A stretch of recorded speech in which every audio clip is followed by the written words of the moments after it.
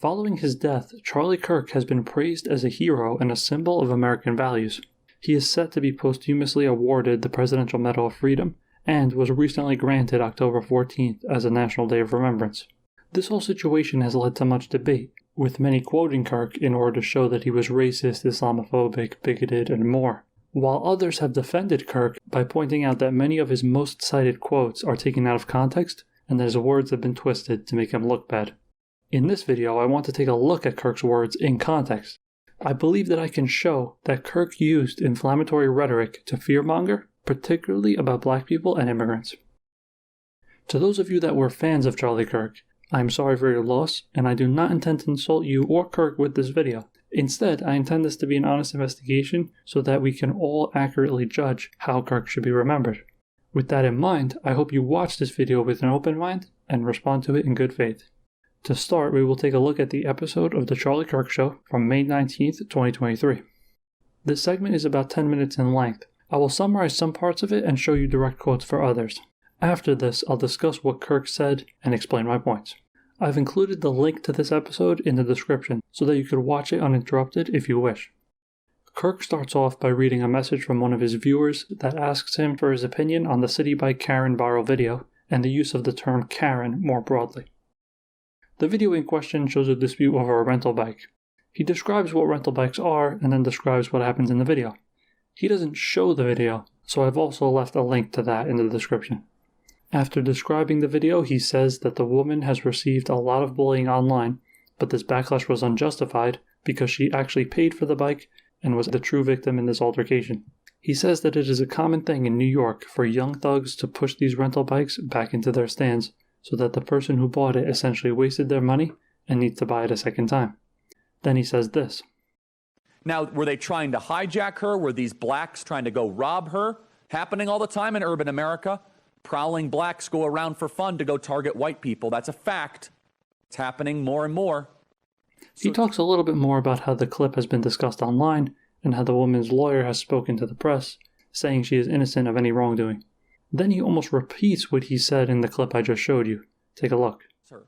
Which, of course, we now see a pattern of blacks prowling the streets going to go harass whites. It's happening in Chicago, happens all the time. Next, he discusses how the woman might sue some of the people talking about the video for slander, and rhetorically asks why she was slandered in the first place. He answers his own question, saying that this is because the public has been conditioned to believe that the white person is in the wrong anytime they see a confrontation between a white person and a black person. To combat this narrative, he cites a statistic. Do you know that more than 600... Is that stat real, Blake? Come on. Is it real? I don't know if that stat is real. We're going to double... Okay, I'm going to say it. More than 600 white women a year are murdered by black men. 600 white women a year. Did you know that? By blacks. So 600 white women are murdered by blacks a year. One just happened, was a Hispanic. He might have been half black, doesn't really matter. Here in Scottsdale. Then he follows that up with this. The viral clip painted the villains as the victims. They want to get to a place where whites can't defend themselves.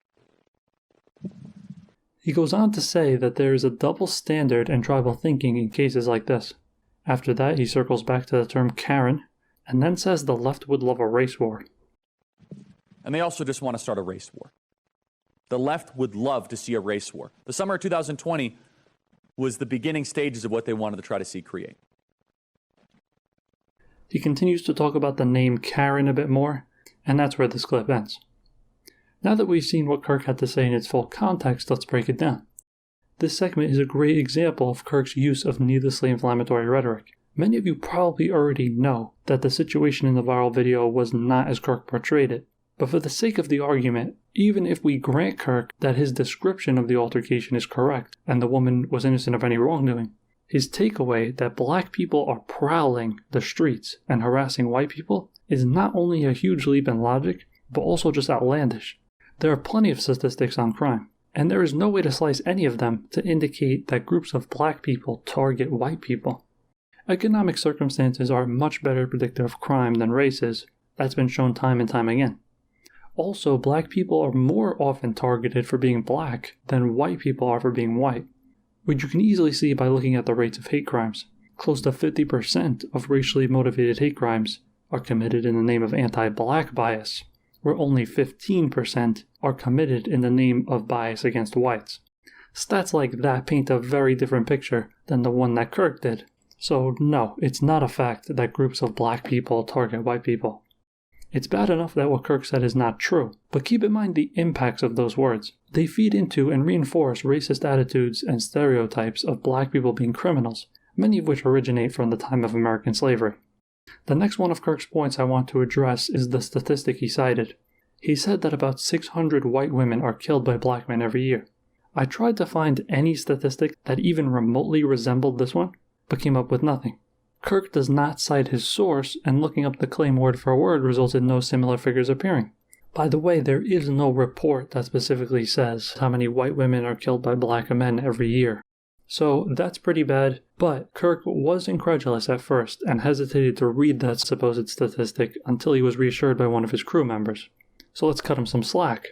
Setting the truth of the statistic aside, citing such a stat with no further context or comparison point is an egregious and obvious example of fearmongering. To illustrate why, let me give you an example. What if I told you that 2,429 people die every year in airplane-related incidents? Is this number telling us that riding on an airplane is generally safe or generally risky? While 2,429 people sounds like a lot, the problem here is that we lack context. All we have is a singular number. That number is actually the average airplane-related deaths from 1970 to 1980. The average from 2010 to 2020 is 778. Okay, that information gives us a little bit of a clearer picture. Maybe airplanes are getting safer over time. In any case, it shows that the years the average was taken from makes a huge difference. Now consider that car-related deaths average around 1.19 million per year. With that information, airplanes seem really safe. That small example should make it clear how misleading it is to just cite some big-sounding and scary number, like Kirk did, without any context. Not to mention the fact that his statistic isn't even real. Alright, let's move on to my next point. There are two more quotes from this segment that I want to address. One is where Kirk says that the Democrats want to have white people not be able to defend themselves, and another where he says that Democrats would love a race war. First of all, I have never heard the term race war in common speech, whether it be political or otherwise. I honestly don't think the concept crosses many people's minds, so I thought it was really weird that Kirk said that so matter-of-factly. And second, when I tried to research this trying to find any examples of anyone politically left-leaning calling for a race war or trying to start one, I could not find anything remotely like that.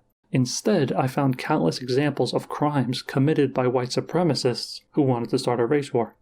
One of the most well-known of these is the Christchurch shooting, which took place in New Zealand in 2019. But there are many, many more examples, unfortunately. More recently, two white supremacists, one in Idaho and one in California, were charged with soliciting hate crimes and murders in order to provoke a race war. An even more recent case is a white supremacist in Florida that tried to destroy power grids to create chaos where a race war could be incited. So yeah, from what I've seen, it's white supremacy that has not only motivated some to wish for a race war or call for a race war, it has literally motivated people to try to incite one through acts of violence. I encourage you to look into this for yourself. You just cannot find examples of the left doing the same thing, wishing for, calling for, or trying to start a race war. It's something that's done in the name of white supremacy. Keep in mind that all of Kirk's points in this segment are a reaction to the City by Karen situation. Rather than speaking specifically about the viral video or specific injustices, Kirk speaks very broadly about blacks and how they prowl, and the left that has it out for white people. I want you to think about Kirk's audience. If they believed what Kirk was saying word for word, if they trusted him, wouldn't they be more fearful of black people and those on the left after hearing things like that? Even though those things are not true? What are the impacts of that fear? A fear that is directed, concentrated, and focused on a particular race and or political party. When people fear for their own safety and that of those they love, what are they capable of? These are important questions, and if you can answer them, then you can see why I think Kirk's rhetoric was harmful. Alright, now let's go through another episode of The Charlie Kirk Show, the one from March 1st, 2024. This segment starts with Kirk reading a message from a viewer asking him to discuss the book White Rural Rage. He plays a news clip of the authors discussing the book. One of the authors says that by examining 30 polls and national studies, they found that rural white people are the most racist, conspiracist, white nationalist, anti-democratic population in the country, and that they are also the most likely to excuse or justify political violence. After showing that clip, Kirk then discusses the Soviet term kulak, and says that the American regime is creating a new kulak in white rural Americans. So this clip has gone viral. They wrote this book, White Rural Rage. Look, on this program, we've told you about the kulaks before. In Soviet Russia, kulak was a label the Soviets gave to their designated class enemies. If you were a small business owner or a successful peasant, or really any kind of ordinary person who criticized or opposed the Soviet regime, they would then label you as a kulak.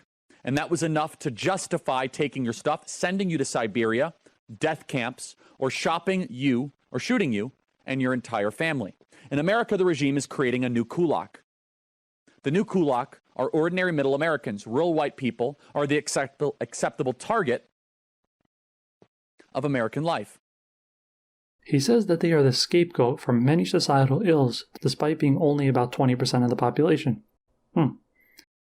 He says that the left cannot understand that people just don't like their policies, and instead assume that people that vote against them do so because they are evil and want to sabotage them for no reason. He says that's why they need immigration from the third world. This is why the left literally needs endless, constantly increasing migration from the third world. Because among people born in America, the share who are alienated by how much the left obviously hates them is constantly growing. He goes on to mention the Great Replacement theory, and that the left wants to eliminate white rural Americans. The Great Replacement strategy, which is well underway every single day on our southern border, is a strategy to replace white rural America with something different. Show 159, please.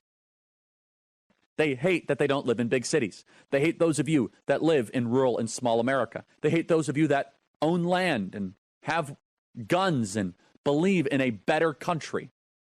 And they have a plan to try and get rid of you. The same way that Joseph Stalin went after the kulaks, they want to go after you. Those of you that live in Mankato, Minnesota.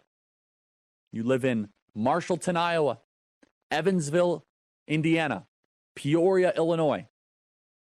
You're the problem. Didn't you know it? You believe in God, country, family, faith, and freedom. And they won't stop until you and your children and your children's children are eliminated. After this, Kirk just says it's a great week, and then the segment ends. So once again, we've seen the full context, so now I'll address some of what he said. First of all, it's strange that Kirk starts by looking at a book that discusses research and then jumps all the way to the conclusion that the left wants to persecute and eliminate white rural Americans. Now, I have never read the book White Rural Rage, but from what I've seen, some people do criticize it for problems that they see in its methodologies and conclusions. After seeing that news clip where the author outlines the contents of the book, does Kirk tell us why the book is misleading? Does he tell us what the authors got wrong? No. Kirk sees that news clip and then literally tells his audience that Democrats hate them and will not stop until they, their children, and their children's children are eliminated. Those words seem really effective at making the listener afraid, don't they? If you wanted to criticize the book or make any kind of argument, then of course that would be fine. But this is not criticism. This is not responding to the book in any way. It's making unfounded assumptions, it's exaggerating, and it's fearmongering. The second thing I want to address here is how Kirk talks about the Great Replacement theory. This is not the only time Kirk has mentioned it. He has spoken about it and posted about it many times on various different platforms. Great Replacement theory is one modern form of the white genocide conspiracy theory, which states that elites are trying to eradicate the white race by shifting the demographic makeup through immigration, declining birth rates, and miscegenation. This actually existed well before the Nazis came to power in Germany, and greatly influenced Adolf Hitler himself, with him having called one of the books written about it, My Bible. The Great Replacement theory can be disproven by realizing that it's not replacement nor genocide for white people to have non-white neighbors. When non-white immigrants come into a country, they don't replace the white people, they live alongside them. Doing some research into the topic, you'll find even more that quickly disproves Great Replacement. Immigrants are not a monolithic group of determined Democratic voters. immigrants actually tend to feel that neither party adequately represents them. Also, immigrants are beneficial to the country's economics, fueling economic growth, bolstering the labor force, increasing consumer spending, increasing GDP, decreasing the deficit, and so on. While spreading a false conspiracy theory like this is wrong by itself, the Great Replacement theory was only one of Kirk's talking points. Add it together with the other things we've seen throughout this video, and it's easy to see that the big picture narrative Kirk was communicating to his audience was one of fear. Of course, there are many episodes of The Charlie Kirk Show, so there's a lot more we could have gotten into. But I think the 2 segments that we've gone through in this video sufficiently show what I was trying to prove, that Kirk often fear-mongered about people that are not white. After seeing everything I've shown, after hearing my points, would it surprise you to hear that at one of Kirk's vigils, attendees chanted, "White man fight back"? Would it surprise you to hear that last year, white supremacist Nick Fuentes celebrated that Kirk had, quote, become a white supremacist? Now, it wasn't Kirk himself who chanted, "White man fight back," and Kirk didn't proclaim to be a white supremacist, but I think things like that show what kind of audience Kirk's rhetoric gathered and appealed to. I think that says something about his message. So in this video, I've attempted to show why I think it's accurate to say that Charlie Kirk used his platform to fearmonger. Of course, I don't think it's right that Charlie Kirk was killed, and I also don't think it's right that someone like him who fueled, profited from, and spread hatred and fear should be lauded as a hero and role model. Do you agree? Disagree? Let me know if I showed you something you didn't know, or didn't realize, or maybe you think I've gotten something wrong in this video. So let me know what you think, and thank you very much for watching.